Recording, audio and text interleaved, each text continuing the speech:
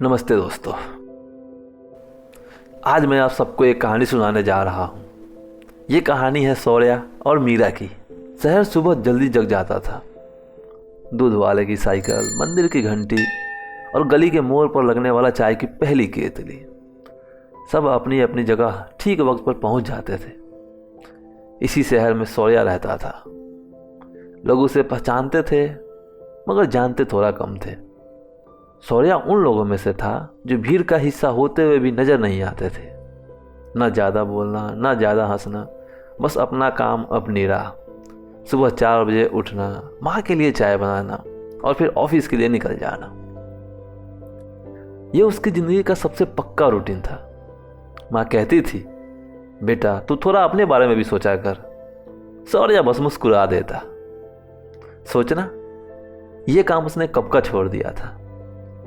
Office में भी शौर्या वही रहता था, काम से काम रखने वाला। अकाउंट का काम था, नंबर उससे ज़्यादा सवाल नहीं करते थे और उसे जवाब देना पसंद भी नहीं था। लंच ब्रेक में जब सभी लोग शोर मचाते, शौर्या खिड़की के पास खड़े होकर शहर को देखते रहता, जैसे किसी और की ज़िंदगी चल रही हो। शाम को वो हमेशा लाइब्रेरी जाता। लोग समझते थे वो पढ़ने का शौकीन है, पर सच ये था कि लाइब्रेरी उसे चुप रहने की इजाज़त देती थी। वहाँ कोई नहीं पूछता था कि दिन कैसा गया या दिल ठीक है या नहीं। वही लाइब्रेरी का एक कोना, खिड़की के पास वाली कुर्सी, उसकी अपनी जगह थी। उस दिन भी शौर्या वहीं बैठा था। किताबें खुली हुई थी पर नज़र शब्दों पे टिकती नहीं थी। बाहर शाम धीरे धीरे अंधेरा हो रहा था। तभी एक आवाज़ आई, हल्की सी, जैसे किसी ने खामोशी को छेड़ दिया हो। एक्सक्यूज़ मी, यहाँ बैठ सकती हूँ? शौर्या ने सिर उठाया। लड़की सामने खड़ी थी, आंखों में झिझक थी, हाथ में किताब। शौर्या ने कुछ नहीं कहा, बस कुर्सी की तरफ हाँ में सिर हिला दिया। वो बैठ गई। थोड़ी देर तक दोनों चुप रहे, सिर्फ पन्नों की आवाज़ और बाहर से हल्की सी आती हुई हवा। फिर लड़की ने कहा, तुम रोज यहाँ आते हो ना? शौर्या ने नज़र किताबों से हटाए बिना कहा, हाँ। लड़की हल्की सी मुस्कुराई, मैं मीरा हूँ। शौर्या, उसने सिर्फ इतना कहा।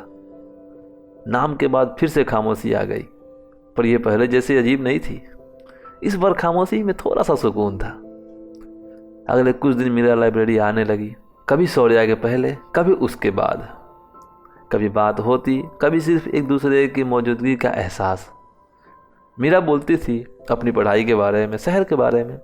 शौर्या ज़्यादा नहीं बोलता था, पर मीरा को उसका चुप रहना बुरा नहीं लगता था। एक दिन मीरा ने पूछा, तुम इतने चुप क्यों रहते हो? शौर्या ने थोड़ी देर सोचा। इसलिए नहीं कि मेरे पास कहने का कुछ नहीं है, बल्कि इसलिए हर बात कहनी जरूरी नहीं होती। मीरा ने उसे देखा, फिर बोला, पर हर बात चुप रहकर भी नहीं संभलती। शौर्या ने पहली बार उस दिन सीधा मीरा की तरफ देखा। शायद वो बात सिर्फ लाइब्रेरी की नहीं थी। उस शाम जब मीरा जा रही थी, उसने पूछा, कल मिलोगे? शौर्या ने बिना सोचे कहा, हाँ। उसे नहीं पता था कि ये हाँ धीरे धीरे उसकी ज़िंदगी का सबसे बड़ी शब्द बनने वाली है।